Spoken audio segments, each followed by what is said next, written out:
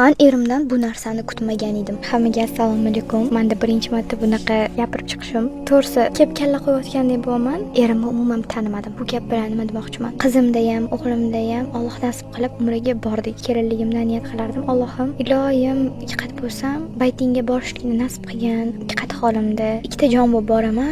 Ikkita jon bo'lib yurish oson emas-da yo'da. Savobi ham menga juda ko'proq bo'ladi. Qiynalsam ham savobi ko'proq bo'ladi. Farzandim ham qornimda o'shatlarni ko'radi, biladi deb shunaqa niyat qilardim. Alloh nasib qildi, o'g'limda 6,5 oylik homiladorman. Yo'q joyda Alloh nasib qilib biz ketdik. Umraga ketdik. Qiyinchiliklar bilan bo'lib, nimadir qila olmasangiz, oddiy odamga qaraganda juda ham kuchsiz holatda bo'lasiz. Ikki holatda borsiz agar umraga. Biz o'sha payt $300 pul olib ketganmiz, prekin. Birinchi borishimizdan xayolimizda umraga borgandan keyin hammaga podarka olish kerak, sudin olish kerak degan narsalar bo'lgan. Biz o'zimizdan tiyib, yeb ichishdan tiyib, bemalol ovqatlanmasdan o'sha pullarni podarkaga ishlatganmiz. Men juda ham qiynalganman bu narsadan. O'sha yerda ham yana niyat qilganman, shu Allohim, xudo xolisa, mana bu ikki qatligimda keldimmi, yo Robbim. Keyingisida ham Allohim ikki qat bo'lganimda kelay deb niyat qilganman. Allohim shu darajada niyatlarimizni erishtirib qo'yadiki, Mursalinaga mana qat bo'ldim, rovna 2 yil bo'ldi borganimga.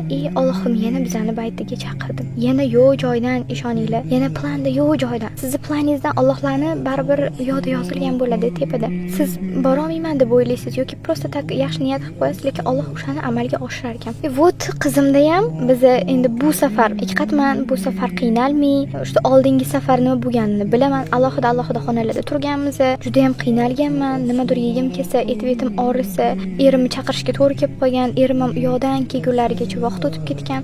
O'shaning uchun bu safar 2 kishilik xona oldik, qimmatga oldik, lekin yana $300 pulimiz qoldi. Erim aytdilar, "Lutchi ko'proq pulimiz bo'lsin, alohida turaylik" dedilar. "Yo'q" dedim, "Men qiynalaman yana" dedim. "Yana qiynalaman. Undan ko'ra kerak emas, Birga turaylikda, kamroq pul olib ketaylik" dedim. Kamroq pul olib ketdik, $300 yana. Bu safar alhamdulillah men hech qanaqa podarka olmaganlarimizga ham может balkim bemalol o'sha $300 o'tib kunga qilib o'zimiz uchun ishlatganimizga ham men shu darajada mehribon, shu darajada uyimga qarab, Alloh rozi bo'lsin. Shunaqangi erimni qaytadan o'sha payt sevib qo'yganman. Erim shu darajada ko'nglimga qaraganlar. Bilasizlar, umraga borgan odamni hech qanaqangi tashvishi, bu yerga kelgandagi, misol uchun ishlashim kerak, u qilishim kerak, bu qilishim degan tashvishlar bo'lmaydi-da. U yo'qda. Shunaqangi sakinatda mazza qilib yurasiz. Birinchidan shu, erim shu darajada mehribon bo'ldilar. Allohim bizga o'sha pulni o'tib kunga shunaqangi mazza qilib bemalol yetkazishga nasib qildi. Ikkinchisi, o'ylagan narsam, o'sha men niyatimni o'zgartirdim qizlar.